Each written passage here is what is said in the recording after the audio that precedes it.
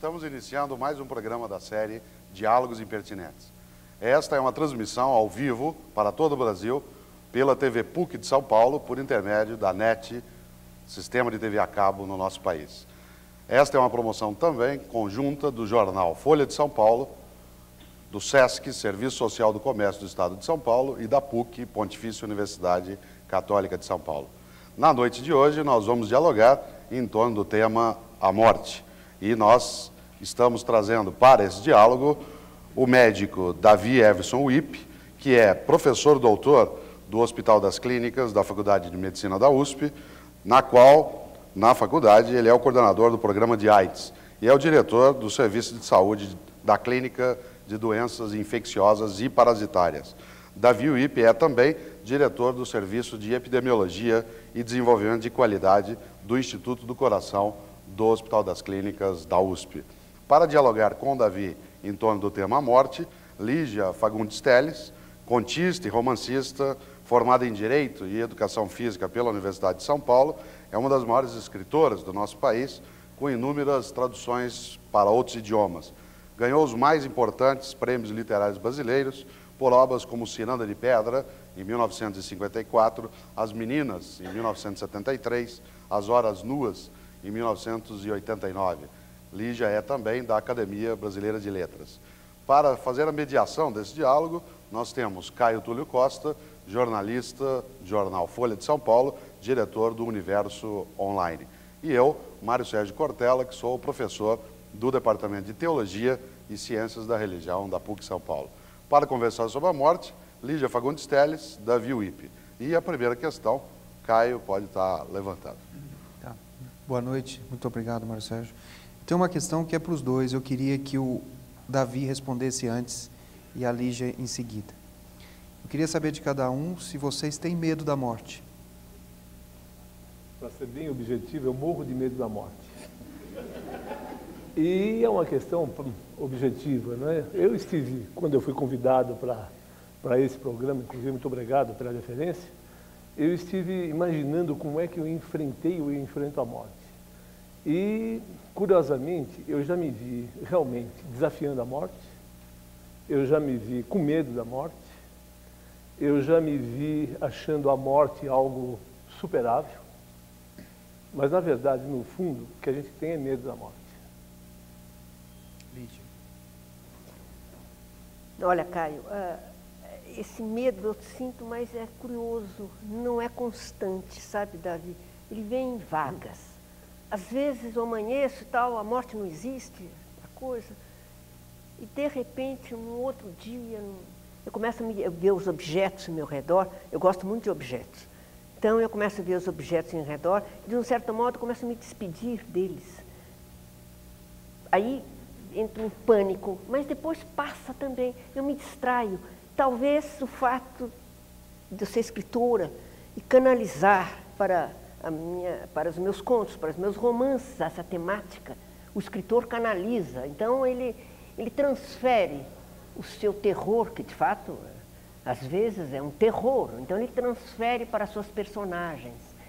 É uma forma, evidentemente, de canalização, né, e que me alivia na minha finitude. Mas você tem medo do que na morte, Lígia? É justamente aquele mistério tremendum que fala, é justamente o desconhecido e a separação das coisas que eu amo, de mim mesma, que eu me acostumei com o corpo, entende? Eu sou espiritualista, eu não devia ter medo, porque eu sou espiritualista.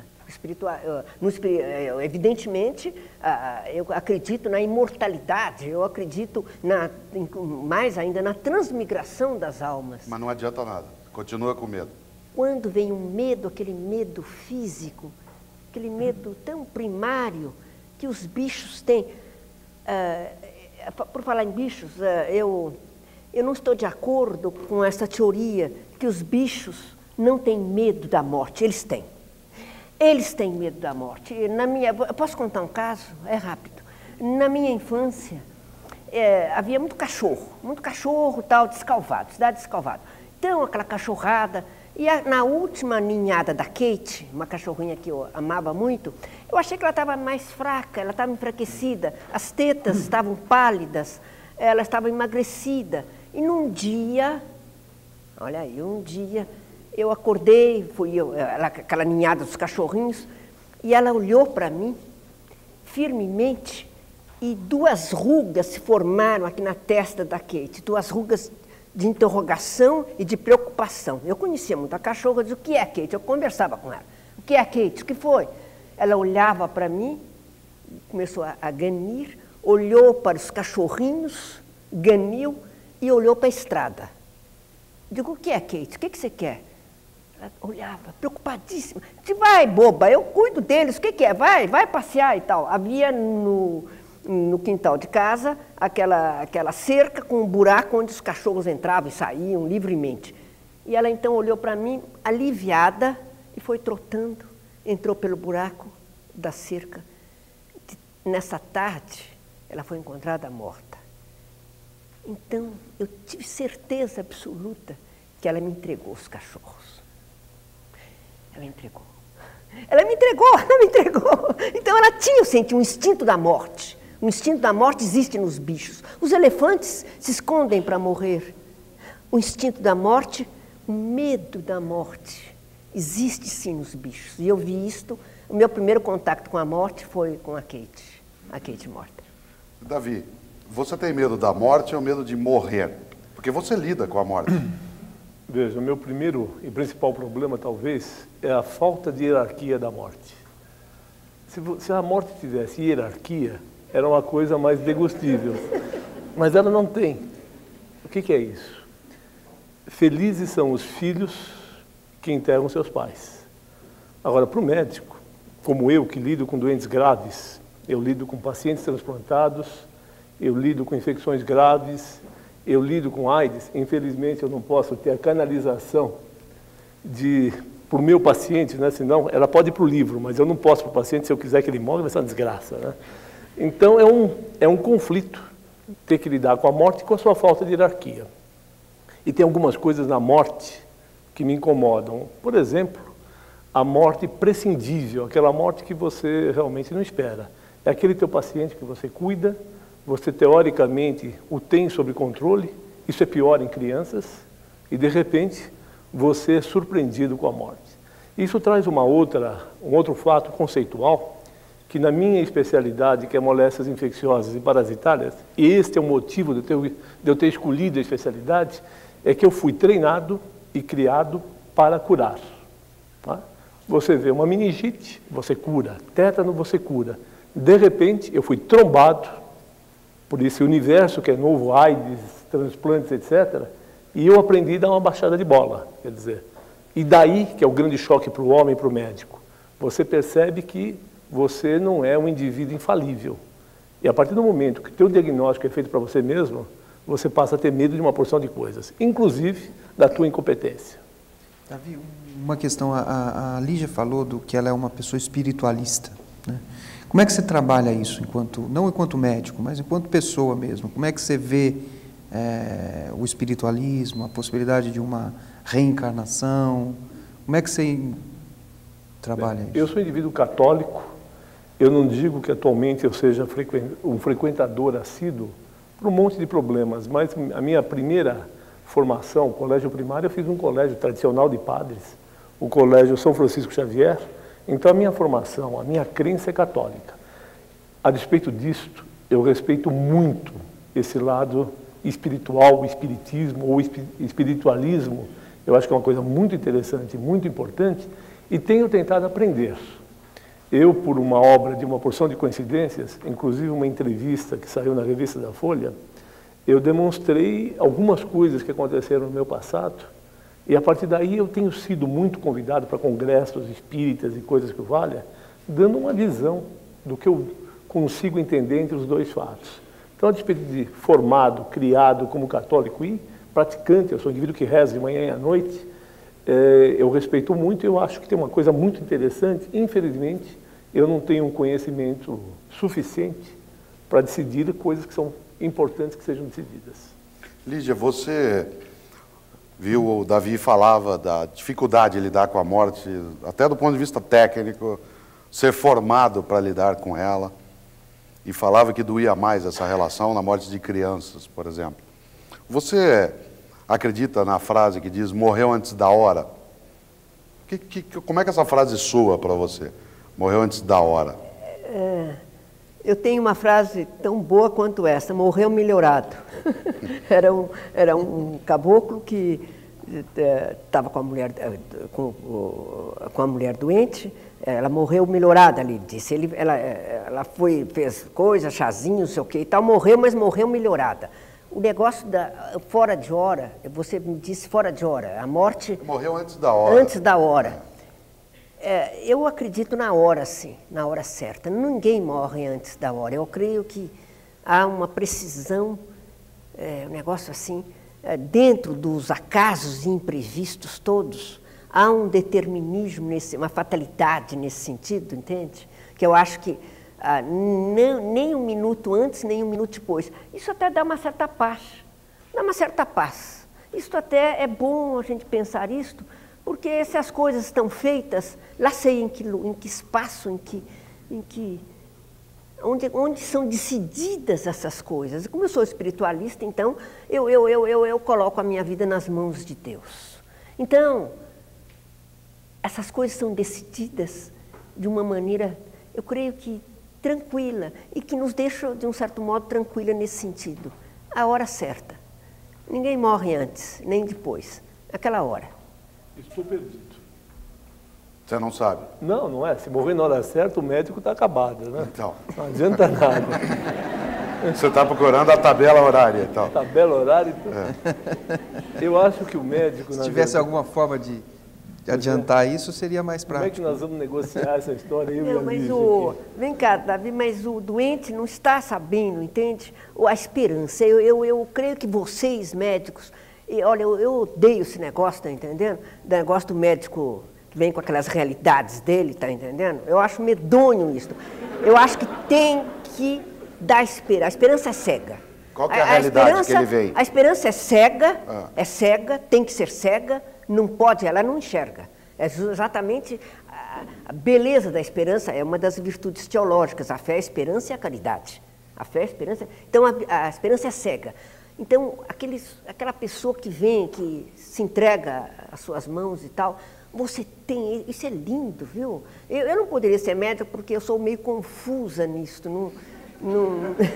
Mas eu quero dizer, eu sou muito sensível, eu cairia em prantos junto com o doente, e tal. Pronto, já dava toda a história, a pessoa já ficaria desconfiadíssima. Mas vocês, médicos, eu creio que essa coisa de dizer a verdade, eu acho uma crueldade brutal. Tem sim que manter a esperança, lindo, não, e tal. Vocês têm que ter uma força, por isso que eu não posso ser médico também, eu não tenho essa força. Eu não tenho essa força de transmitir ao meu próximo essa força, essa energia, essa vontade de vida. Vocês têm. Eu tenho maior respeito por médico, viu? Eu sempre, quando era menina, eu via a minha família inteira atrapalhada, as doenças, os cachorros morrendo e tal, e eu dizia para minha mãe, eu queria casar com um médico para me proteger. Tinha que ser proteção. Você é cruel também, como ali está falando? Não, não sou. Eu não sou cruel, mas eu acho que tudo tem limites. Eu entendo o médico é uma espécie de um showman. Ele tem que conhecer o seu público, além de conhecer cientificamente o que ele está falando. Tem um paciente que te procura em busca disso que a Lígia falou, da esperança. Então, é absolutamente desonesto, desumano você não passar esperança. Tem um outro indivíduo que procura a verdade. Inclusive, isto vai influir em futuras decisões. Então, como é que nós tomamos isso? Eu procuro conhecer muito bem meus pacientes e em algum momento eu introduzo a conversa da morte e na maioria das vezes, aqueles doentes que eu entendo que são terminais, eu quero saber qual é o jeito deles, o que eles esperam quando morrer. Não é aquela história de comprar um caixão. Mas eu vou ter que, lá para frente, eu vou ter que tomar decisões seríssimas. Por exemplo, o doente terminal, que do ponto de vista do conhecimento científico, em algum momento ele se torna irreversível, Eu quero saber qual é o limite dele e qual é o meu limite. Esse indivíduo vai chegar para mim e falar, Davi, eu não quero ir para uma UTI. Davi, eu não quero ser entubado. Então esta conversa, que é uma conversa muito sofrida, muito doída, às vezes em cima de um relacionamento médico-paciente de anos, é muito importante que você saiba antes. Mas com isso você pode adiantar a morte dele. Às vezes, né, eu falo algumas coisas, por isso na introdução eu falei que às vezes eu brinco com a morte, eu falo para os meus doentes, a partir desse momento, você é meu paciente, você se tornou imortal. É óbvio que isso é uma força de expressão, mas para dizer para ele, escuta, eu estou te cuidando, o meu grupo está te cuidando, nós vamos fazer o possível, só que o possível tem limites. E isto talvez que faça a medicina tão espetacular, tão sensacional. Agora, conhecer o teu limite, conhecer o limite do conhecimento, conhecer o limite científico e o que o teu paciente espera de você na hora da morte, é uma coisa que só o amadurecimento, o aprendizado, o lidar com a morte, que você vai saber e vai ser ensinado. Lígia, sabe lidar com a morte? Não, só escrevendo. Escrevendo, tudo bem. As minhas personagens e tal. Agora, o contato mesmo é para mim um terror. Essa é a coisa do próximo, da compaixão. Eu creio que vocês médicos, então, aliás, todos nós, temos que ter esse sentimento tão agudo, a compaixão. Eu acho o homem, a condição humana, a nossa condição, entende? Eu acho uma coisa tão dura. Né? Tem um poeta muito bom, que é o Mayakovsky, que diz isto. A vida não é difícil. Não, perdão, a morte não é difícil. Difícil é a vida e o seu ofício. Quer dizer, a morte é facílima. É fácil e, ao mesmo tempo, você lidar com ele. Você falou, por exemplo, que você, às vezes, o seu paciente exige a verdade. Olha, eles mentem muito, viu? O paciente é fingidor. É o negócio do Fernando Pessoa, fingidor. Ele finge que é... Eu conheci um tipo tal, que chegou para o médico com aquela cara assim de alumínio, uma cara assim completamente sem a menor expressão, e disse, o senhor pode ser franco. Aí o médico foi franco e saiu dali e se matou. Não é verdade isso, tá entendendo? Vocês precisam tomar cuidado. Não é verdade. Ele diz isto, justamente é o máximo do terror sobre as rédeas. É o cara que vem ali, sabe, galopando, mas segurando as rédeas, fingindo uma nonchalância, um tipo assim de completamente desligadão, não é verdade? Mas, veja bem, não é verdade. Quando eu digo conhecer o teu público, implica que você jamais vai ter uma conversa dessas, nem na primeira, nem na segunda, nem na 10ª consulta. Faz parte do jogo deixar o indivíduo cair a máscara. O alumínio faz parte. Então, agora, tem momentos que realmente você precisa ter a franqueza. Essa franqueza ela tem que ser treinada por você e pelo teu paciente. É um jogo onde, em algum momento, você trabalha com isso tudo. Um outro fato que eu acho absolutamente fundamental, que o médico hoje, ele trabalha em equipes multidisciplinares. Então, eu que lido com doente grave, trabalho junto com psicólogas, enfermeiras, psiquiatras. Recomendo até ao meu grupo que faça uso de um psiquiatra, porque conviver com a perda, e morte é perda, precisa de algo mais do que o dia a dia. Eu tenho uma curiosidade que eu queria perguntar a Lígia, é o seguinte, dos autores que você gosta, dos escritores, poetas, quem você acha que foi o que melhor trabalhou a morte enquanto tema? Deixa eu só lembrar o seguinte, quando eu citei Mayakovsky, nesses versos que eu considero belíssimos, a morte não é difícil, difícil é a vida e o seu ofício. Eu esqueci de dizer que ele se matou. Isso é importante. Isso é importante. Bom, agora, escritores. Você sabe, Caio, na minha juventude, na minha remota juventude, a minha paixão justamente era pelos românticos.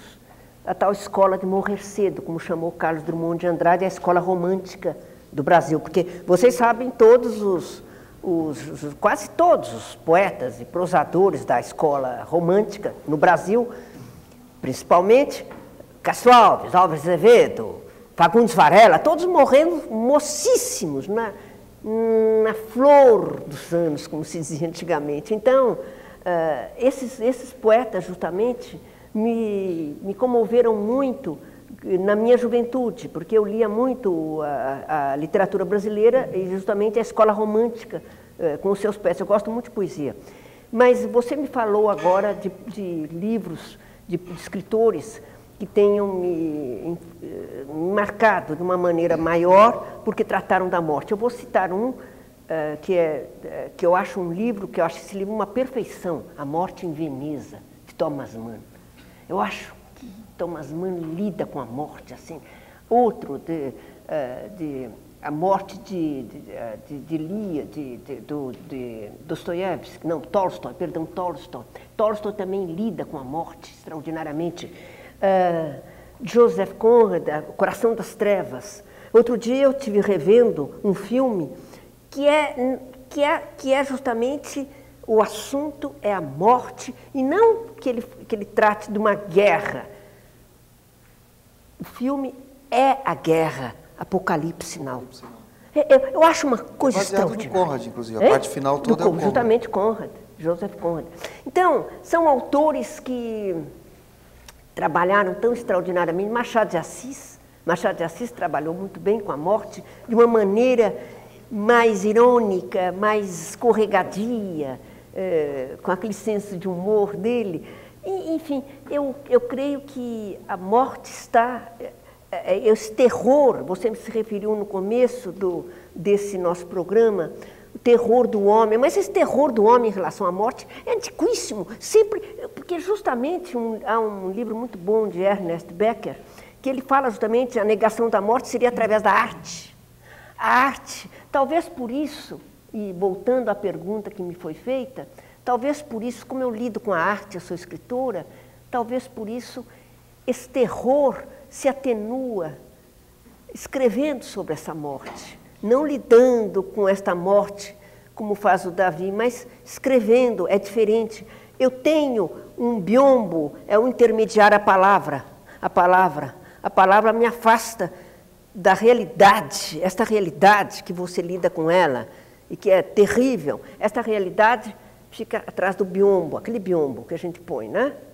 Eu estou escrevendo sobre a morte. É diferente, porque esse terror, de fato, é terrível mesmo. Você, mesmo os santos, você é um teólogo.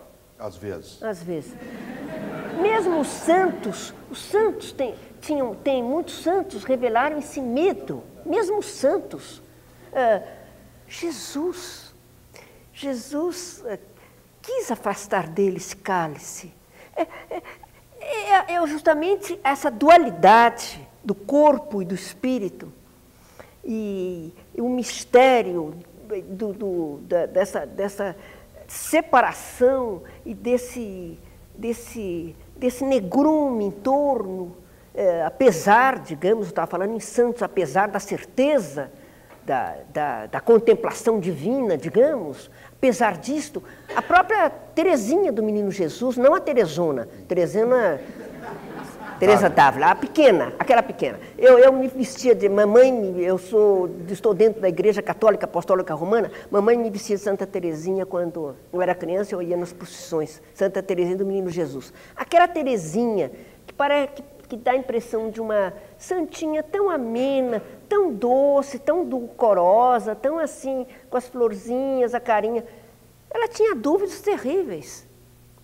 A vida de Santa Teresinha do Menino Jesus não é aquela coisa assim tão adocicada como é tratada. Um dia, enquanto ela limpava um peixe com a outra irmã, ela limpando o peixe, ela olhou através da janela, lá longe estava o cemitério. E ela disse, escuta, será que lá não acaba tudo? Ah, que coisa terrível, a dúvida.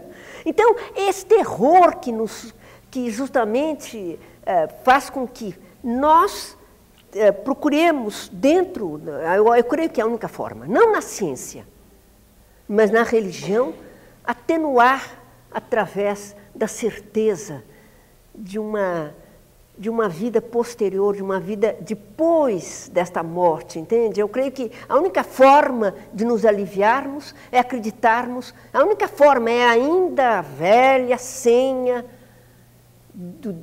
divina, do Deus, da crença numa mesmo transmigração de almas, mesmo numa ressurreição, numa vida posterior àquela que nos foi dado com um corpo, e Ernesto Becker fala muito, muito bem sobre isto.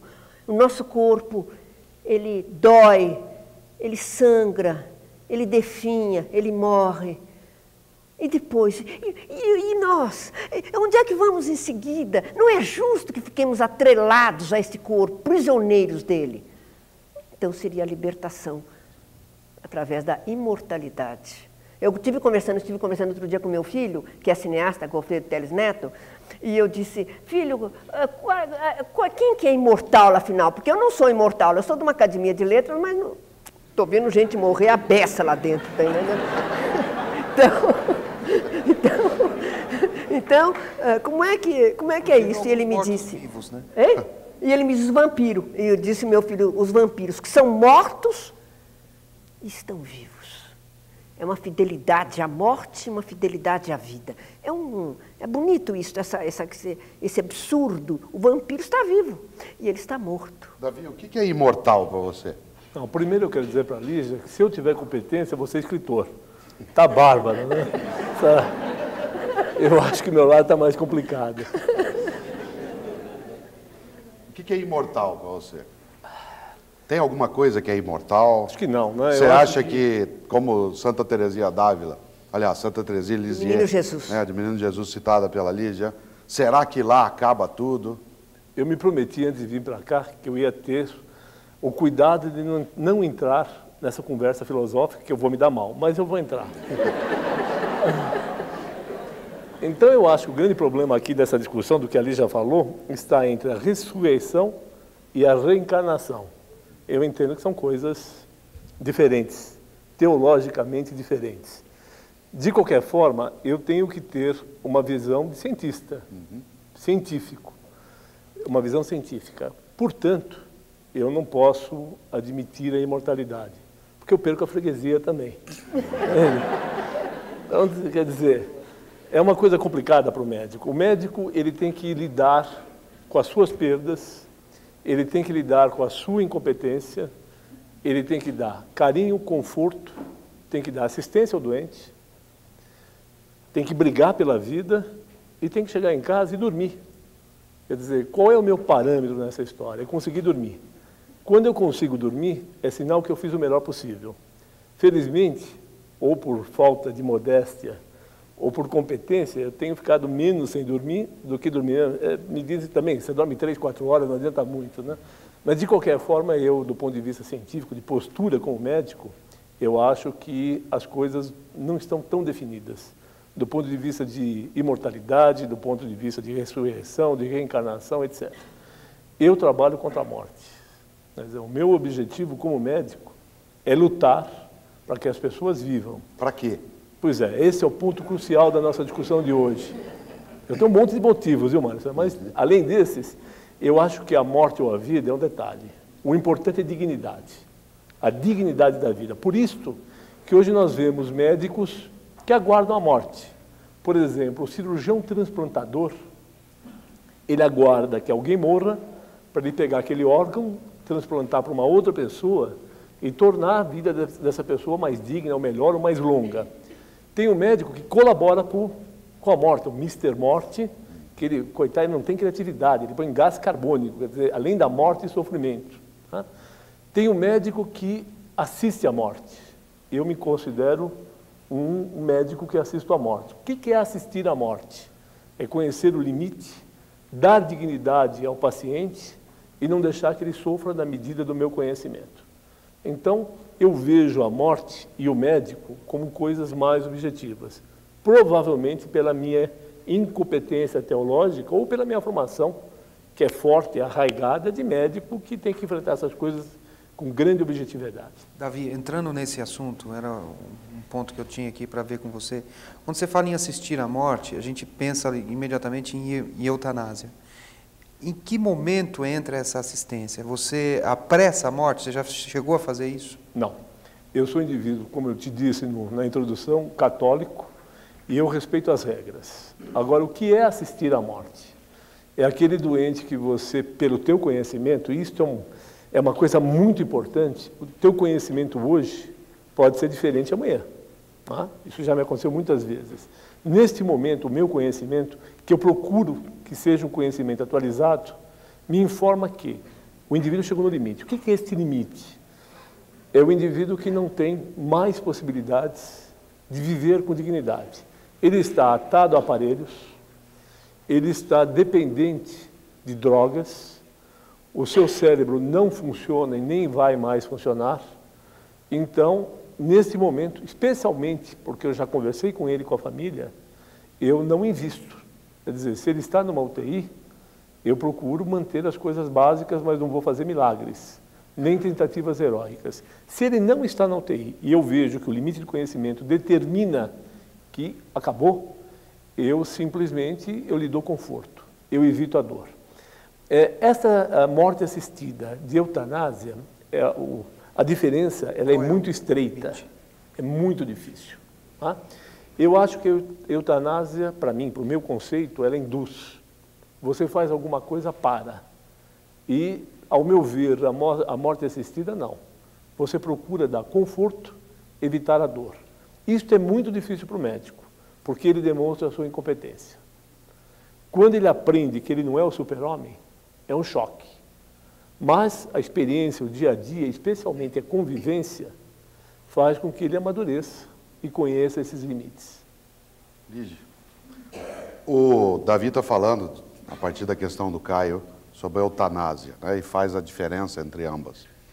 Você, num delicioso livro seu de 1995, que é A Noite Escura e Mais Eu, né, você tem um conto que eu acho maravilhoso nesse ponto, que lida com o tema da morte e da eutanásia, que é o Boa Noite Maria. Né?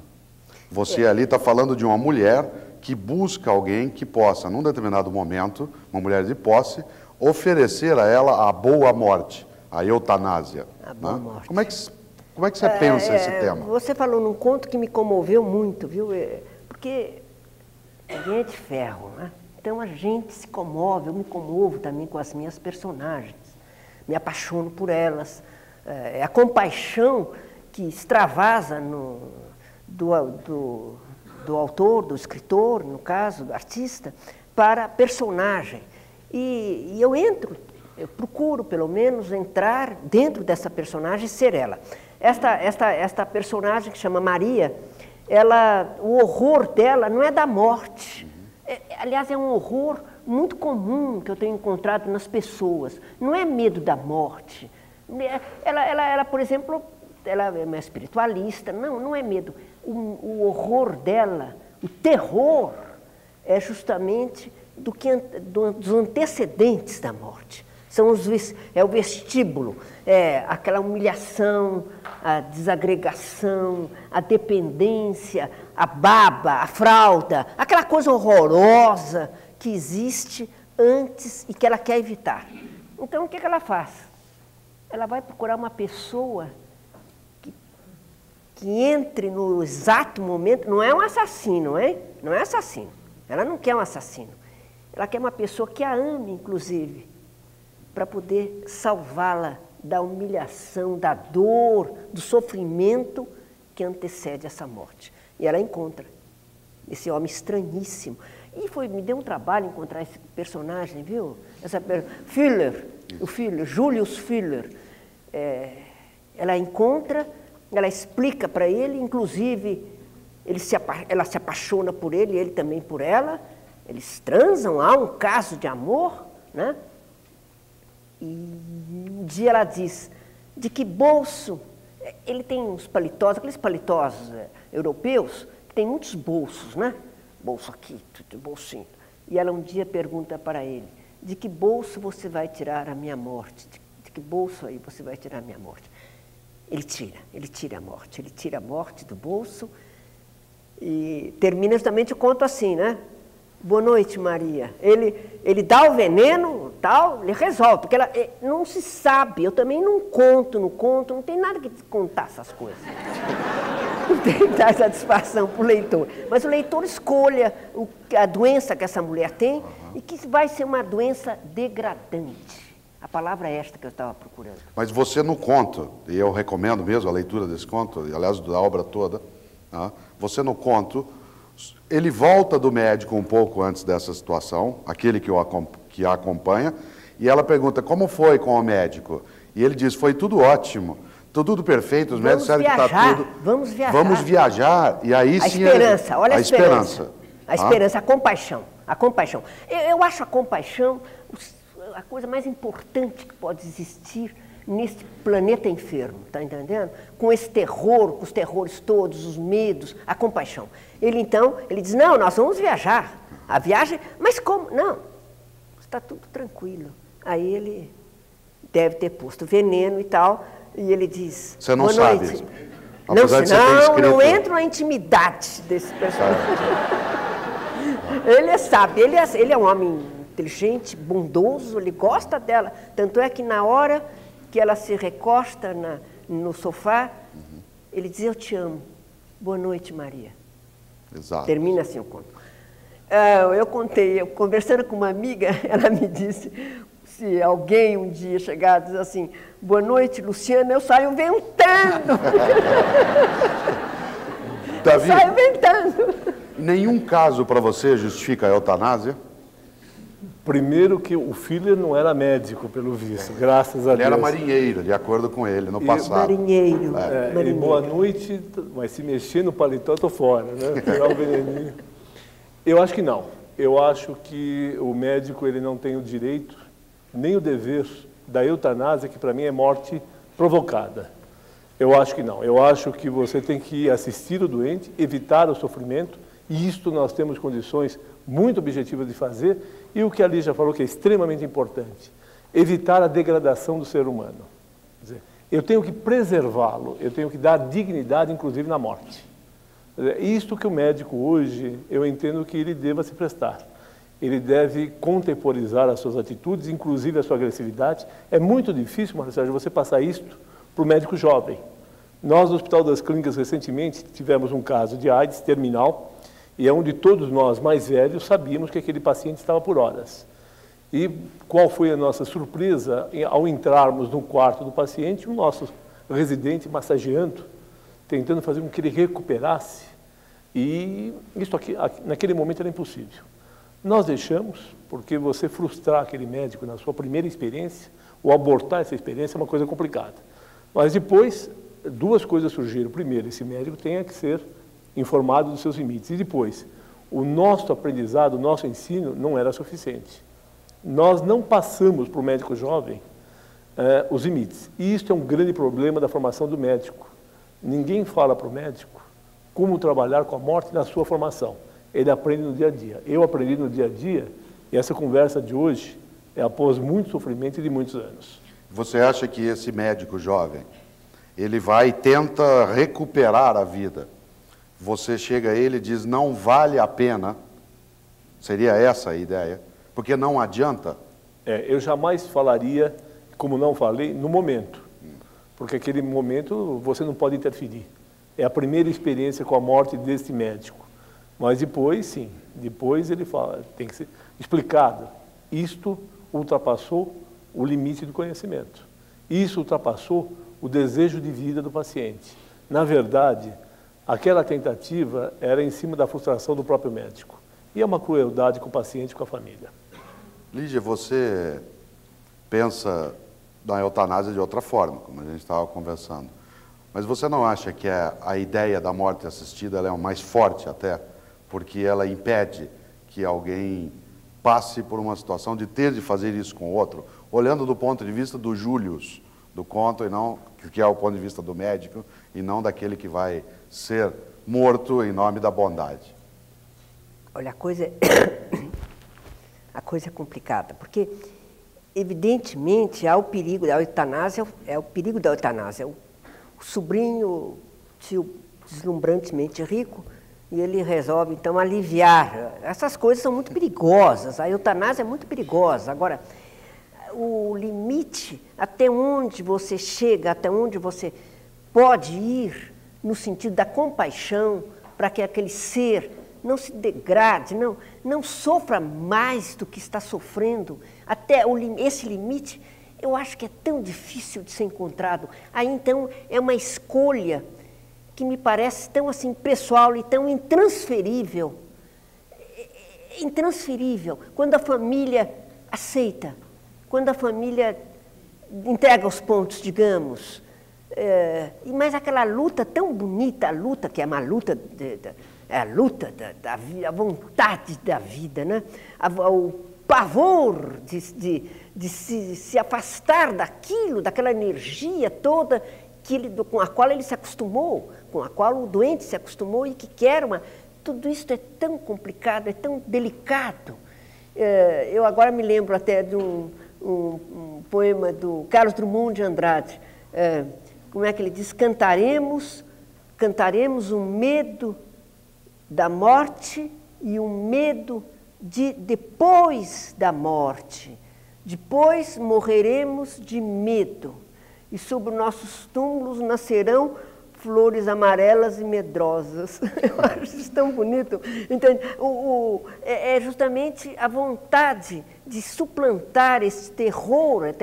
Eu acho o planeta enfermo, o nosso planeta muito enfermo. Eu acho o homem muito infeliz. Você veja que, vocês sabem disso, jovens que estão aqui, a vontade da evasão, da fuga, justamente da morte, através das drogas, através das bebidas, através do consumismo, do comprador. As pessoas compram. Eu conheço uma pessoa que compra desesperadamente. Eu também conheço. A vontade, por exemplo, os corruptos. Eu conheço um corrupto que ele teria que ter 7 vidas como os gatos para poder gastar aquela fortuna toda que ele roubou. E ele continua roubando, porque é uma coisa compulsiva. É a fuga, justamente, né? Tem um poema que, por acaso, é citado no filme que você citou, no Apocalipse Sinal. Tem um poema do Eliot, o Marlon Brando, numa das cenas finais desse filme, que eu acho maravilhosa. Ele está lavando a cabeça, ele está careca, inclusive aquele corpo enorme, né? E ali dentro do ambiente do Conrad, inclusive, ele cita os homens ocos, do Eliot, né? The Hollow Man, né? E uma das coisas que ele fala é que esta é a maneira pela qual o mundo acaba, não com uma explosão, mas com um gemido.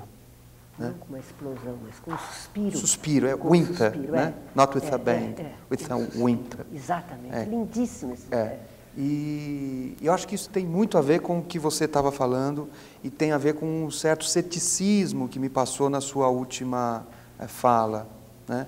Queria que você pensasse um pouco, porque nós estamos falando de morte, e aí é morte do mundo, né? O mundo acaba não com uma explosão, acaba num gemido, num suspiro. Né? Como é que você trabalha essa imagem, Lígia? Você sabe, Caio, que justamente o escritor, no caso essa escritora, não pode ter este terror, que é o pânico, que acompanha o homem desde o jardim do paraíso, né? Que acompanha a criação do homem desde o início do planeta. Então, esse terror, esta máscara a qual o homem recorre para se defender, para se proteger, isto tudo me faz pensar que, de fato, a única forma, eu disse isto há pouco, que o homem encontraria para uma pacificação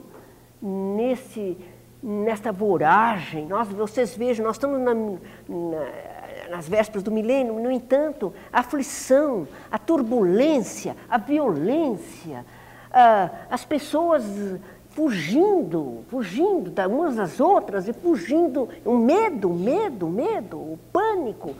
Então, isto tudo me faz pensar que que a única forma do homem se completar ser o mínimo feliz dentro desta vida tão efêmera, que ele sabe que é efêmera, que ele sabe que é rápida. A única forma não é justamente essa fuga desesperada que os homens estão fazendo nesse instante, que o planeta todo. Então, através justamente de drogas, bebidas, consumismo, dinheiro, o poder, as pessoas alucinadas, seria uma forma de olhar o seu próximo, tentar alcançar este próximo, ajudar este próximo, uma coisa assim particular, mínima, que um médico, que o Davi faz e que nós podemos fazer no nosso cotidiano, em relação a um vizinho, a um cachorro, a um gato. Esse gesto de solidariedade, é isto que me parece que está fazendo com que o mundo esteja assim, completamente sem ar nesse instante, completamente perdido numa aflição, numa turbulência, entende? Então, eu como escritora, por exemplo, Caio, você sabe que o povo, quando está com medo, quando o povo está sendo perseguido, ele solta uma tinta negra para não ser visto, né, na água. Então, o povo solta essa tinta e o caçador, ou seja, o outro peixe, seja o que for que esteja perseguindo, não vê o povo e ele desaparece. É a tinta do medo, que eu chamo a tinta do medo. Agora, nós, humanos, não podemos soltar essa tinta, principalmente o artista, o escritor. Porque tá certo, eu solto a tinta para não ser vista, mas eu também não vejo mais o meu próximo. Eu perco a visão do meu próximo. Isto é que é terrível, você não ver o outro. Então, você compreende, é uma fuga, justamente um medo. O povo, a água em redor fica negra e ele escapa, ele foge. Nós não podemos ficar assim, nesse negrume. Eu acho que a nossa salvação, a minha salvação, eu penso em mim mesma, seria ver o outro, ser feliz, tentando estender esta ponte para o outro. No caso, eu sou escritora, eu estendo a ponte para o meu leitor e digo, venha até onde eu estou. Você compreende? É a forma humildemente eu acho isto. Nós temos que nos compadecer, a compaixão novamente, que só o amor constrói. Bom, o amor também destrói, né? Só o amor destrói. Em todo caso, no caso, o amor constrói. É a fórmula, é a forma, é a maneira que eu vejo de ser feliz a minha maneira, sem fuga, ao contrário, pegando na mão que se estende para mim, tentando apertar esta mão. Mais nada. Davi, quero trazer para você a imagem do suspiro, e você que viu e acompanha a morte, né? Uma coisa com a qual você já explicou, você trabalha. Como é que você vê esse suspiro, esse último suspiro?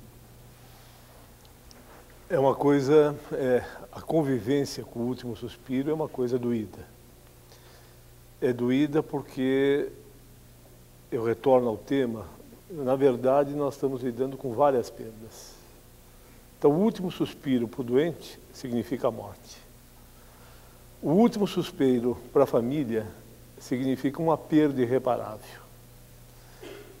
O último suspiro para o grupo de médicos, enfermeiras, etc., significa a confirmação que você não é onipresente e onipotente. Então, eu entendo que o último suspiro, e eu acho que essa imagem é muito interessante, é algo dramático. Tem uma situação muito interessante. Em 1958, o Papa Pio XII delegou à medicina os critérios de morte, dizendo que a Igreja não tinha nada a ver com isso. Os critérios de morte tinham a ver com a medicina e com os médicos.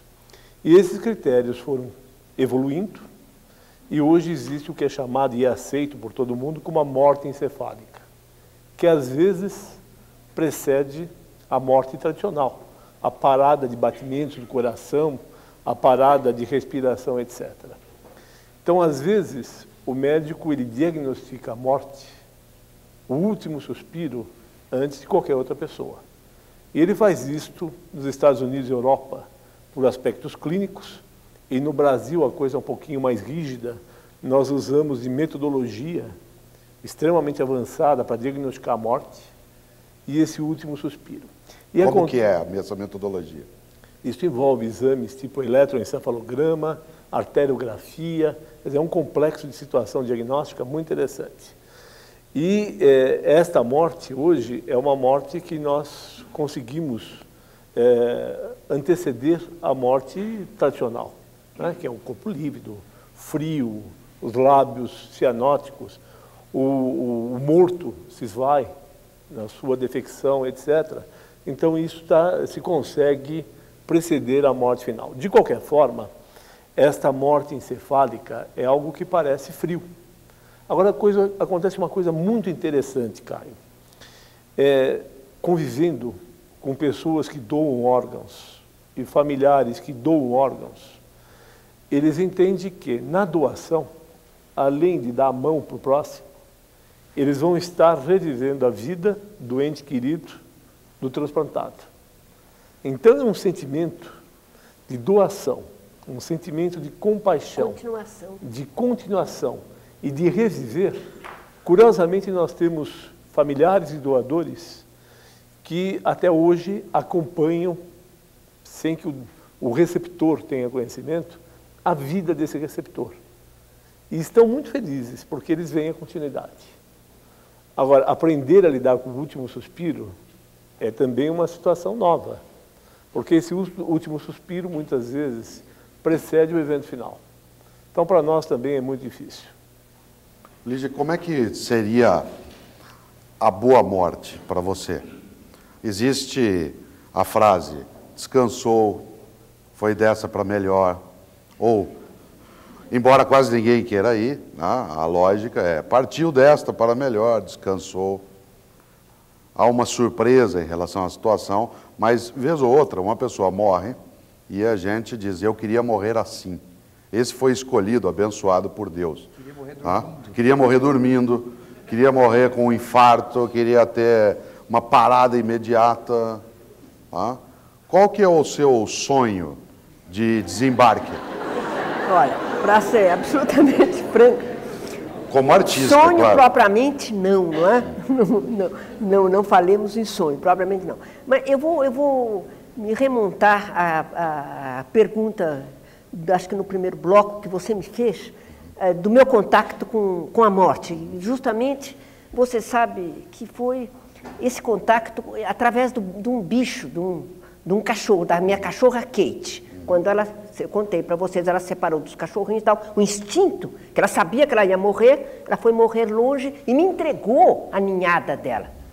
E eu tomei conta da tal, tudo bem. Isto me fez, você veja que a primeira lição da morte que eu tive foi muito primitiva.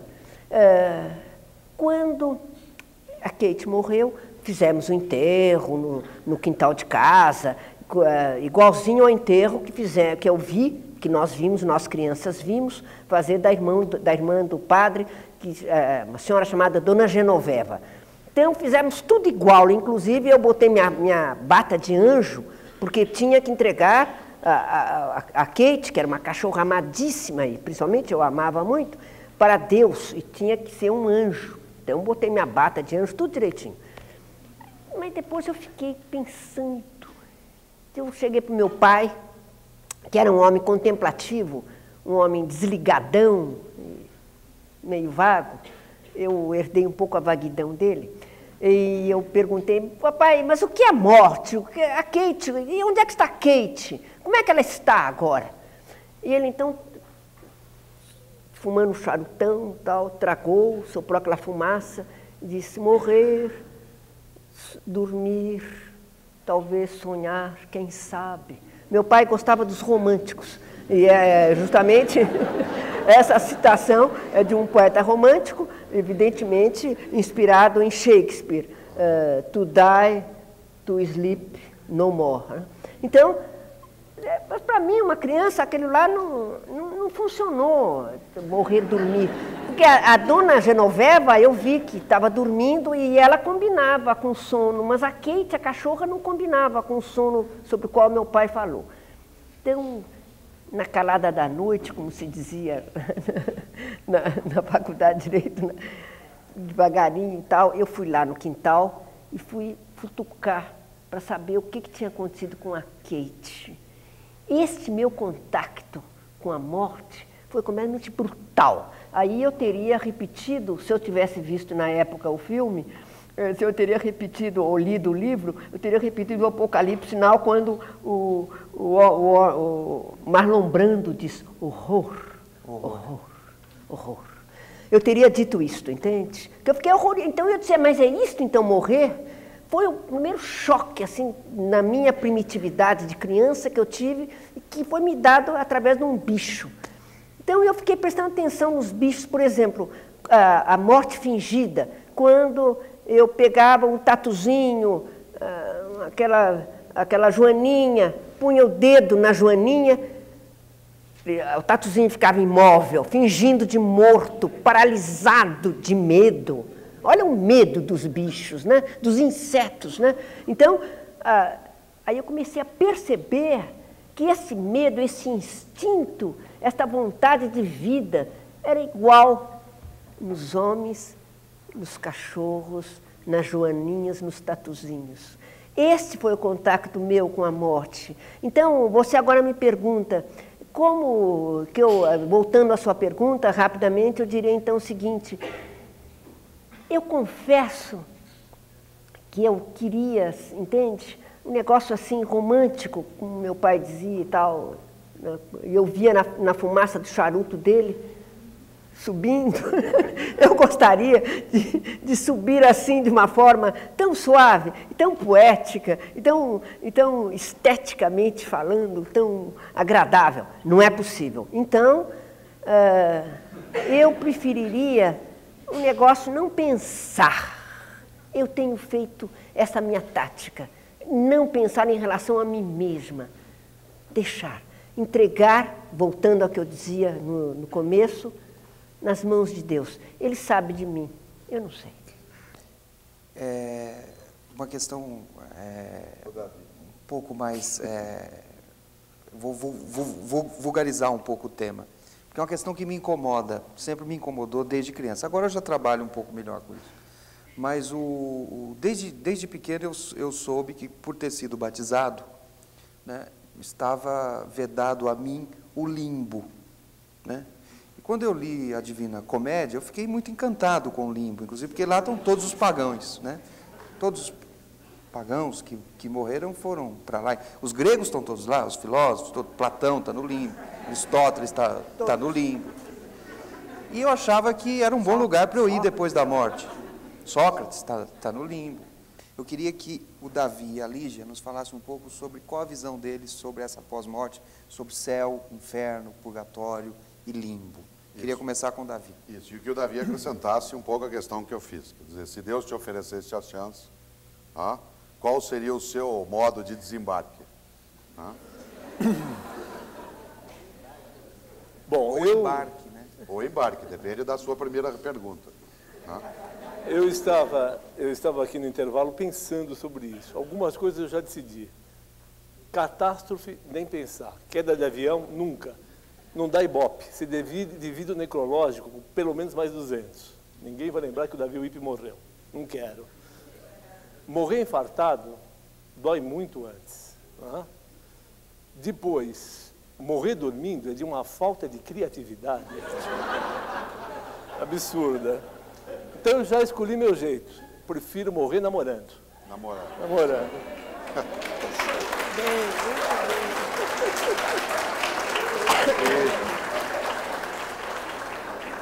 Você sabe que essa é uma frase clássica do Woody Allen, que eu até citei no primeiro programa dessa série Diálogos Impertinentes, em 95, que foi sobre o desejo, que o Woody Allen que dizia que o importante não é se há vida após a morte, mas se há sexo após a morte. Olha, os vampiros Exato. fazem sexo. É um sexo oral, mas é sexo. O Caio perguntava céu, inferno, purgatório, limbo para ambos. Tá? Sabe o que acontece? Eu estava aqui pensando na Lígia, como é que é o vampiro fazendo sexo oral? Dá dor também não quero. Mas veja bem, acho que a expectativa de todo católico, se não pode o limbo, pretende o céu. Né? Tem algumas piadas disso, né? Uma delas que é muito interessante é que o indivíduo morreu e São Pedro ofereceu para ele o céu ou o inferno. Ele vivo, ele falou, olha, eu poderia conhecer? Então pode. Então ele foi para o inferno, ele viu no inferno, ele se deu conta, mulheres, bebida, sexo, ótimo. Ele falou, puxa, que bom, né? Gostei. Se isso é o inferno, como será o céu? Foi para o céu, chegou no céu, ele viu as pessoas rezando, muito compenetradas, fazendo penitência e tal. Chegou para São Pedro e falou, olha, São Pedro, já escolhi, eu quero inferno, com mulher e bebida, tudo bem. Na hora que ele entrou no inferno, para surpresa dele, a mulher que estava desejada e a mulher designada era a esposa dele. Ele voltou para o céu. Você quer fazer companhia ao machista Davi em que lugar? No céu, no inferno, no limbo? Você sabe que eu vejo isto assim como mais como uma transmigração de alma. Eu preferiria, talvez, olha aí, olha a vontade da continuação, a vontade da perenidade, da permanência, né? Eu acredito na transmigração das almas. Eu já fui outros seres, eu acredito que já fui inclusive bicho, eu devo ter sido cachorro, eu tenho muita afinidade com o cachorro, e eu converso com os cachorros. Então, a linguagem dos cachorros, nesse livro eu tenho até um conto, justamente o crachá nos dentes é um cachorro, que ele só consegue ser gente, ser humano, através do amor. Quando ele ama e é amado, ele é mutante, ele é gente. Assim que a amada dele, a amante, vai embora, desaparece, ele vai se reduzindo e volta a ser um cachorro. O amor. É justamente o milagre do amor. Bom, mas por que eu estou falando nisso? Tem uma coisa que você me perguntou. É porque o Caio tinha falado do limbo, etc., mas a gente já... Pois é. Eu não me vejo... Durante um certo tempo, sim, viu? Mas, um certo, assim, contemplativa e tal, uma serenidade. Mas eu gostaria, e aí eu volto a um conto que tem nesse meu livro, A Noite Escura Mais Eu, de um anão de jardim. Esse anão de jardim é um anão de pedra, Ele vai ser, a casa foi demolida, ele viu coisas horríveis acontecerem naquela casa. A mulher matou, a jovem matou o marido, que era um tocador de violoncelo, o cachorro era sem caráter, o gato também indiferente, todo mundo era péssimo ali, bichos e gentes. E ele então, mas ele quer voltar, olha aí a vontade da permanência, ele quer voltar à vida. Ele sabe que vai ser demolido dentro de instantes, que os dois operários vêm com aquelas picaretas e ele vai ser demolido.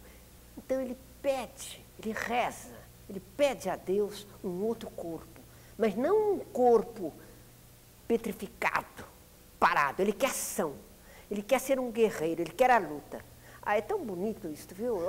Eu fiquei entusiasmada com esse anão, viu? Anão de pedra. Então, o Davi vai concluir esse raciocínio e aí nós vamos iniciar uma conversa, um bate-bola com o pessoal do auditório, com as pessoas que mandaram questões. Mas, Sérgio Caio, eu sou médico, infectologista é um médico diagnosticador, ele faz diagnóstico. E aqui, depois dessa agradável companhia com a Lígia, eu fiz um diagnóstico. A única coisa que ela não quer é morrer. Ela já transferiu, mudou, mas morrer ela não quer. Eu disfarço, né? A gente disfarça. Então, nós vamos a uma questão do nosso auditório. Por favor. Boa noite. A questão é para a Lígia.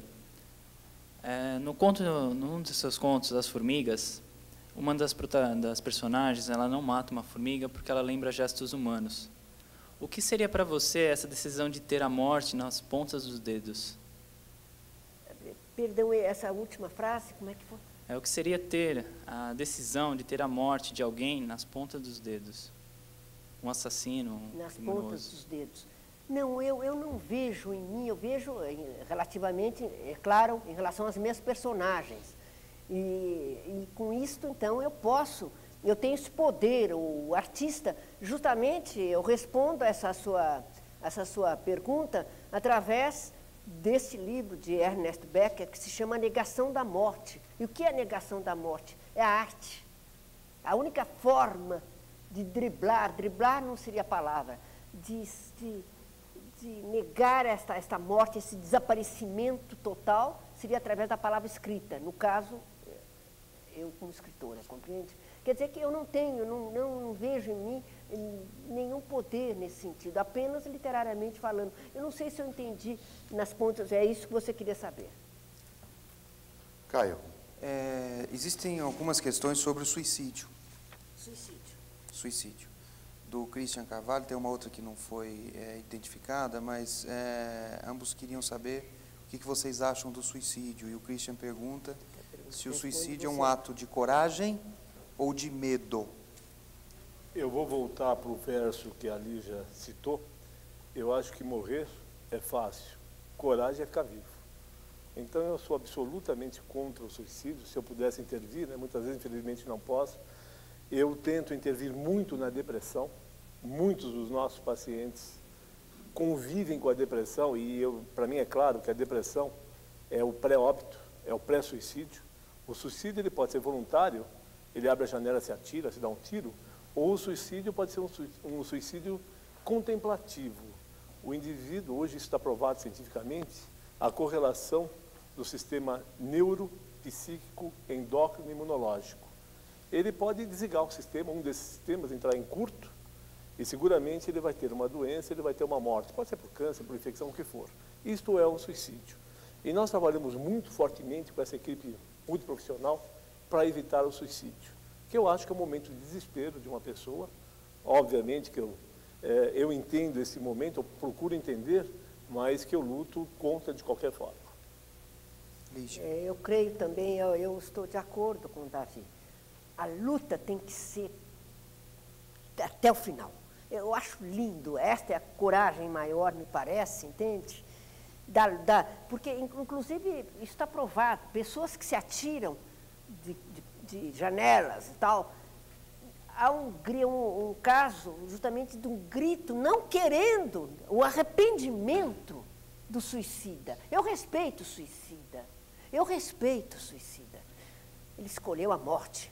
Coragem, covardia, não interessa. Esses sentimentos são confusos, não interessa. Ele escolheu a morte, eu respeito. Agora, não respeito é a entrega Não. E justamente em função de depressão, porque um dia você acorda completamente, cobre a cabeça com cinza, senta no último degrau da escada e tal, as lágrimas.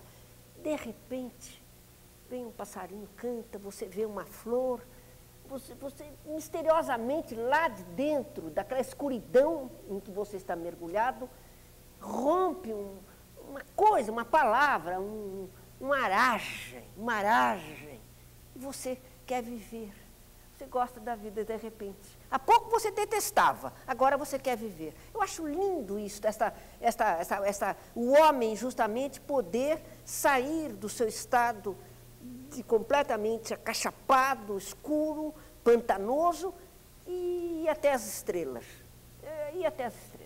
Eu acho isso. Lígia, nós temos várias questões que já foram lidadas aqui. Uma do Antônio, que mandou o fax, né? Também o Alessandro, aqui de São Paulo, que pergunta ao Davi o que é trabalhar com a morte no cotidiano, né? Você lidou um pouco com isso, mas tem uma pergunta do Benê, né? Daqui de São Paulo também, que pergunta a ambos: como entendem o conflito entre livre-arbítrio e determinismo e a sobrevivência da alma? A pergunta, ela está bem no campo espiritualista: será que a alma mantém a identidade da vida anterior? Você dizia que já tivera outras existências. Essa pergunta é muito boa. Pois é, o negócio da identidade é um mistério terrível, né? Pois é, uma coisa completamente terrível essa pergunta, porque porque exige, então, de uma pessoa como eu, que está pensando nisso, que acredita na transmigração das almas em outras vidas passadas e nas futuras que vêm pela frente, a memória. Ele faz essa pergunta em relação à memória. Não há memória. Aliás, a memória, eu vou, não sei qual é a artista, talvez o Caio, que trabalha em jornal, está lá no jornal, saiba disso, Caio. Qual é a artista, uma estrela importante tal, de cinema, que disse essa coisa tão boa? O importante na vida é ter má memória e boa saúde. A memória justamente... Péssima memória. Não me lembro. A memória justamente acompanha... Então, eu substituo, nesse caso, viu? Eu substituo a memória pelo sonho.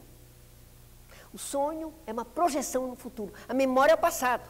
A memória justamente como dizia Carlos Drummond de Andrade, que eu amo muito esse poeta. Dizia Carlos Drummond de Andrade, o cheiro insuportável da memória, dizia o poeta.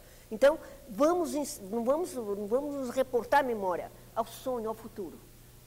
Então, eu sonho com uma vida futura, mas eu não quero lembrar da que eu tive, eu devo ter tido.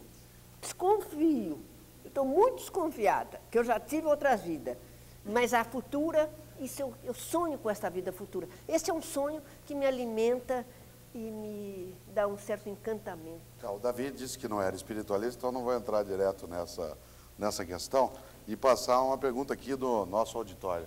Por favor. O filósofo Nietzsche nos deixou um aforismo que diz mais ou menos o seguinte: se queres a paz de espírito e a felicidade, crê. Se queres ser um discípulo do conhecimento, investiga. Eu gostaria que o Davi me colocasse a segunda posição. Se queres ser um discípulo do conhecimento, investiga, eu deixo para Lígia. E a primeira, se queres a paz de espírito e a felicidade, crê. Os dois me descem antagonicamente essa posição. Então, citando Nietzsche, você quer paz, crê. Você quer conhecimento, investiga. Mas ele está invertendo a questão. A pergunta é para você, inicial. Se queres, crê. O que você acha? Se queres a paz na vida, crê. Para Lígia, se queres o conhecimento, investiga. Agora eu vou dar uma resposta de político. Eu creio investigando. É isso daí, está muito bom. A crença dentro da pesquisa, da investigação. Eu acho que há um entrelaçamento profundo, um vínculo profundo entre justamente a crença e essa pesquisa, essa investigação. Quer dizer, a ciência, seria a ciência, e a fé. A palavra insubstituível. Uma pergunta do auditório para o Davi, do Newton. Você já recebeu alguma mensagem de alguém que já morreu?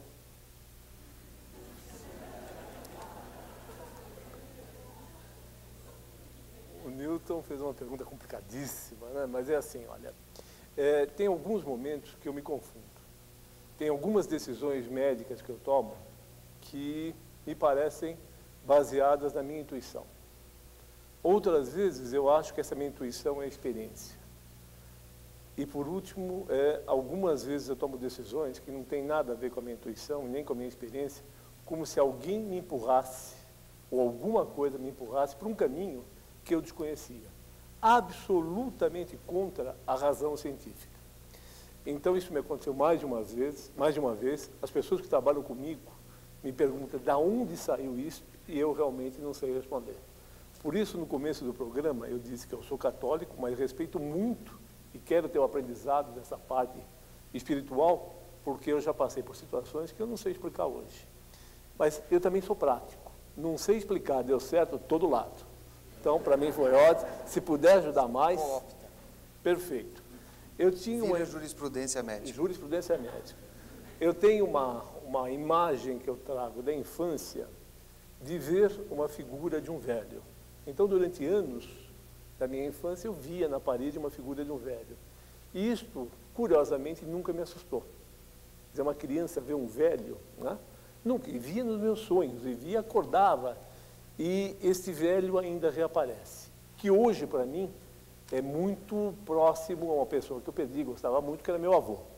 Então, eu não sei se isso tem a ver com a resposta, mas realmente, às vezes eu me pergunto, da onde saiu, mas realmente todo lado. Uma questão que veio de Jundiaí, né, a Maria Aparecida que nos mandou de Jundiaí, que é sobre a possibilidade, Davi, de alguém ser enterrado vivo. E também, essa pergunta foi completada por outras pessoas, existe caso de constatação de morte cerebral e que depois alguém sai, entre aspas, dessa morte cerebral? Isso é realmente apavorante, você imaginar morto acordando dentro do caixão. A prevenção para isso, bem tipo médico, cremar é perfeito. Agora, pior que isso é algo que eu abomino, que é o tal do velório. Né? Que velório é uma coisa que o morto está morto e os vivos morrem, porque é uma coisa dramática. Mas você tem 24 horas para apreciar o morto. A retórica da morte. A retórica da morte. Agora, veja, com o nível de conhecimento atual, isto, desde que o indivíduo adequadamente cuidado durante a morte, é impossível que aconteça. Hoje nós temos métodos absolutamente infalíveis de diagnóstico de morte. Em qualquer lugar do país? Ou você está falando do Hospital das Clínicas da USP? Não, uma coisa curiosa, a única boa notícia que eu tenho de AIDS é que o sangue transfundido hoje ele é cuidado. Então não se admite mais que as pessoas adquiram AIDS por transfusão de sangue. Até que eu soube que uma região do país, 16% de transfusão é braço a braço. Quer dizer, tira de um e passa do outro, e óbvio, pega todas as doenças do mundo. Não dá para ter essa verdade para o Brasil inteiro. Então, por favor, quem for morrer, morra em São Paulo. Todos serão muito bem cuidados. A outra pergunta, que eu acho muito interessante, porque há relatos na literatura muito oportunos, é a respeito de pós-morte encefálica se tem retorno. Não tem. Embora em crianças abaixo de 3 anos, esta morte encefálica ela é postergada por uma morte total, às vezes por um prazo superior a 200 dias. Então o indivíduo tem uma morte encefálica diagnosticada, sem volta, mas ele persiste com o coração batendo, com movimentos até da respiração, por prazos imensos. Isso é muito variável. No adulto, esta permanência como vivo é menor. Em crianças, especialmente abaixo de 3 anos, não. Agora, nunca se diagnosticou uma morte encefálica, com os cuidados que eu falei, e depois houve retorno para a vida. Isso não existe. Melhor. Nós vamos ter uma questão aqui do nosso auditório, por favor. Eu gostaria de fazer uma questão para os dois, tanto para a Lígia quanto para o Dr. Davi, que se refere ao seguinte: até agora eu acho que o debate se dirigiu mais acerca da morte enquanto aterrorificante, quer dizer, provocando um certo horror, né? Lígia traz uma imagem que só uma escritora poderia trazer, né? Com essa beleza do encontro com a morte, né? Com o encontro com a morte da Kate. E me parece que exatamente esse encontro com a morte, com esse primeiro encontro que o sujeito tem com a morte, que lhe provoca o querer saber sobre a morte, né? Evidente que cada um a seu modo, um escritor, o outro médico, lidando com esse querer saber sobre a morte. Quer dizer, eu perguntaria qual as suas opiniões, né, a respeito do fascínio pela morte, na medida em que até agora nós discutimos o terror por ela, né? Como é que fica essa ambiguidade? Quer dizer, há um terror, mas também há um fascínio. A razão é essa da gente estar aqui hoje, inclusive. O que acha, Lígia? É excelente, pois é. De um lado, justamente, esse terror, e há uma sedução, exatamente, existe sim, uma sedução da morte, a vontade de abrir essa cortina, de entrar nesse desconhecido, mas muito isso na literatura, então, demais, uma forma justamente de domínio sobre o não ser, sobre, não é? A vontade, muito, essa vontade no suicida, a vocação. Eu acredito muito em vocação. Eu acredito demais, você sabe, em vocação, em relação a tudo. Em relação à vida, em relação à morte. Vocação, vocare, que é o verbo latino que é lindo, chamado, vocare. Então, o que me chamou quando eu me senti, enfim, escrever? A vocação, que é o ofício da paixão. Então, esta vocação para a vida também existe, evidentemente, em relação à morte. Eu já encontrei gente com vocação para a morte. O culto, né? O culto da morte. E isto, nos egípcios, aliás, era uma tradição, no Egito Antigo, né? Então, é perfeitamente encontrável hoje pessoas que ficam, de um certo modo, que não procuram propriamente a morte, mas se entregam a ela numa espécie de sensualidade, entende? De sensualidade, de amor a alguma coisa, assim. Eu já encontrei pessoas assim. E isso é muito bonito, esta dualidade, de um lado terror, do outro lado o chamado, a vocação. A vocação. Quanto ele estava falando há pouco, só de fazer um parênteses, ele estava falando há pouco dos enterrados vivos. A literatura, eu dizia para o Caio, está plena justamente de contos e romances onde os enterrados vivos, tinha um, agora não sei se foi Edgar Poe, enfim, não me lembro o autor, mas que pediu que levassem sinos e campainhas dentro do caixão, para ele poder acionar. Né? Eu sei que... celular. Ele lembrou que atualmente é o telefone celular. Alô?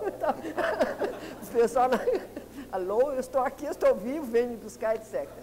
Mas, Davi Estevão. Tenho, eu acho que a pergunta é muito interessante, mas aqui vai ficar clara a diferença de uma brilhante escritora, de um artista, de um médico da linha de frente. Eu não vejo fascínio nenhum na morte. Eu realmente acho horrível. A despeito de eu achar, eu conheço muitas pessoas que não têm atração pela morte, mas enfrentam, provocam e desafiam.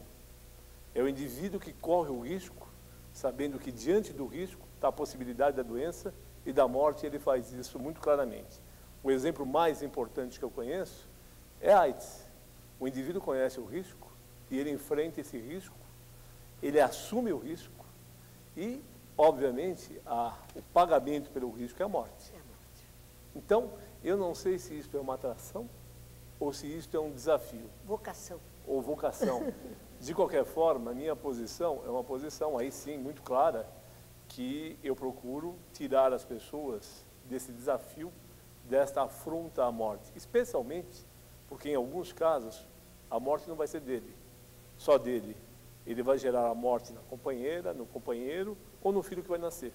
Então, contra isso, nós trabalhamos fortemente. Caio. Tem uma pergunta interessantíssima aqui, da Celina Arantes, que está no auditório. Ela faz a pergunta para a Lígia, mas eu acho que o Davi pode ajudar na resposta. Ela diz que a morte geralmente é vista sob o seu aspecto físico e concreto, né? E aí ela entra num caminho que a gente não entrou aqui. Ela diz que muitas filosofias orientais trazem a perspectiva da morte no sentido contrário, de que ao nascermos e nos fecharmos para a beleza da vida, em cada momento é que estaríamos morrendo verdadeiramente. Segundo ela, parece que temos grande capacidade para o sofrimento e para a dor, né? E pouca tolerância para com a vida e os seus processos de alegria, beleza e descoberta da aventura, de descortinar cada novo momento. Como é que você vê as pequenas mortes diárias? Muito bom, pequenas mortes diárias. Pois é, aí entra o tempo, o fator tempo, né? Você está, aliás, há uma definição sobre o tempo que eu acho perfeita. O tempo é o único inimigo que ataca fugindo. Eu acho isso muito bom. É o único inimigo que ataca fugindo. Então, o tempo, esse dia a dia com o qual você trabalha, e essas mortes, então, pequenas mortes, mortes miúdas, que você vai encontrando no seu cotidiano, e que até ao somatório final, que seria a grande morte, digamos, isso tudo faz com que, em mim, por exemplo, eu, falando justamente, respondendo de um certo modo ao que ele disse, eu, por exemplo, eu vejo essas mortes diárias, sem dúvida nenhuma, mas eu tenho em mim a vocação para a vida.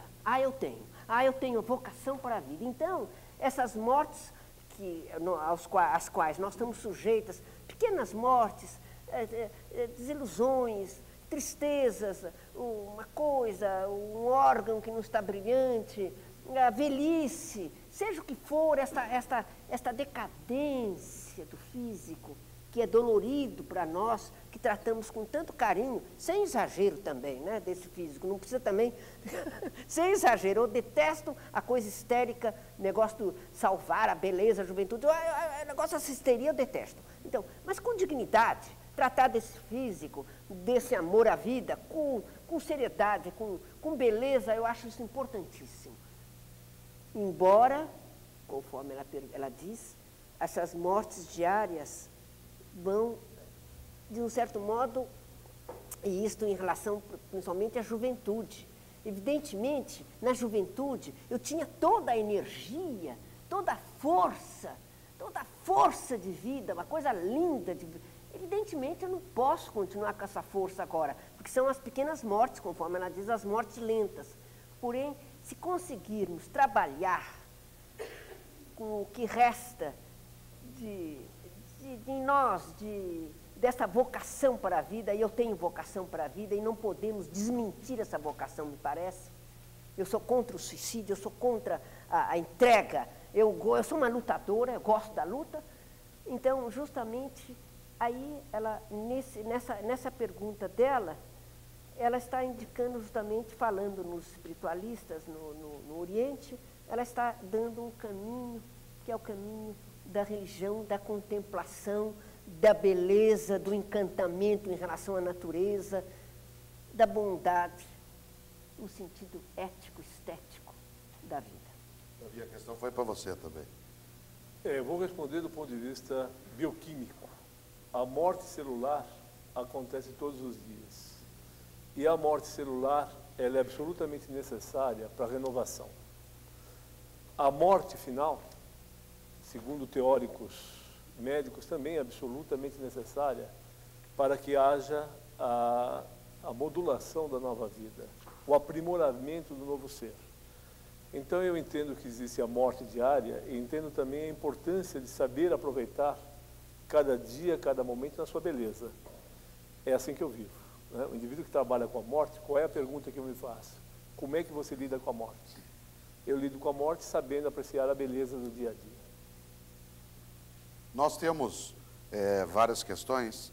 Antes de nós passarmos aqui ao auditório, queria lembrar que algumas delas já foram trabalhadas. Eduardo de Jundiaí, né, pergunta para a Lígia se a morte representa um fim ou um começo. A Lígia lidou com isso. Né? O Mário de Florianópolis pergunta e quase afirma, né, que você acha que a ideia de que a morte é democrática, na medida em que todos nós vamos morrer. Né? O Davi falava antes da hierarquia da morte, né, num dos blocos. Também o Evaniel de Iporanga levanta para os dois que a morte é uma coisa certa na vida, por que temê-la? Né? Como é que a gente define a morte? Ela é um segredo. O Jefferson de Itaberá, né? Por que vocês não usam a Bíblia como referência? Afinal, a resposta, né, estaria lá e ambos lidaram um pouco com esse tema. E nós temos uma questão aqui no nosso auditório, por favor. É para a Lígia. Meu nome é Paulo. Tá? Você fala muito dos anões, né? Tem muitos anões em muitos de seus contos. Tem uma janela que esse anão ele tem os dentes de ouro. Esse anão ele é a face da morte e ele tem esse sorriso brilhante como ouro. A última frase. Se esse anão é a face da morte, se ele tem o sorriso brilhante como ouro. Não, mas aí eu estou agora pensando, você está pensando nesse conto sobre ao qual eu me referi. Não. O conto tem na janela, qual que é o outro? Os objetos.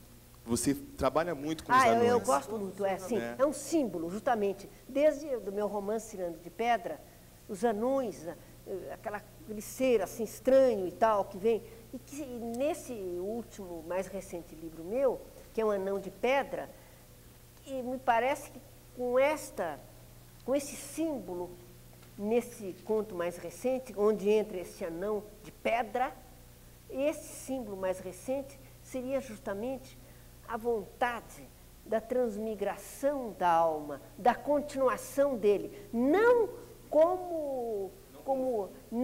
mas como um ser lutando, como um lutador, uma vontade de vida.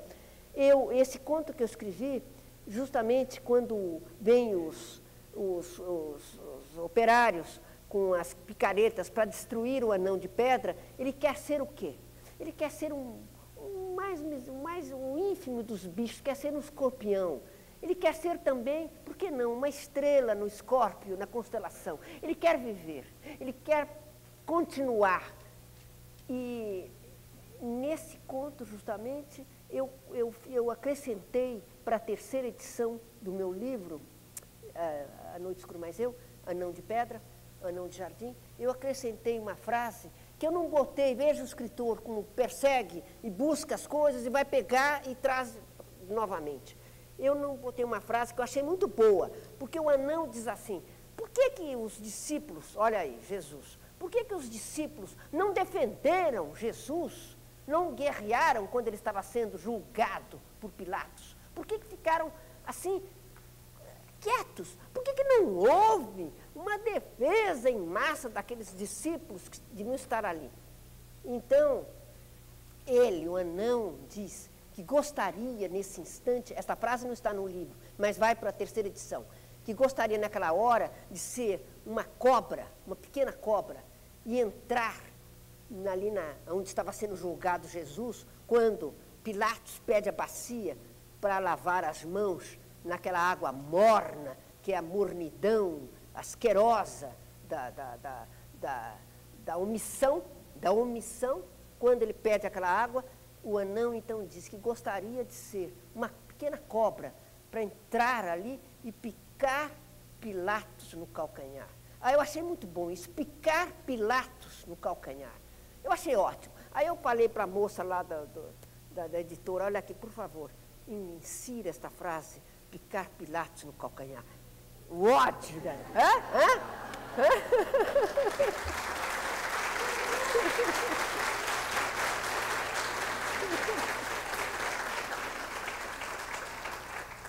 Caio, você tem direito a uma pergunta rapidíssima para o Davi e a resposta dele é mais rápida.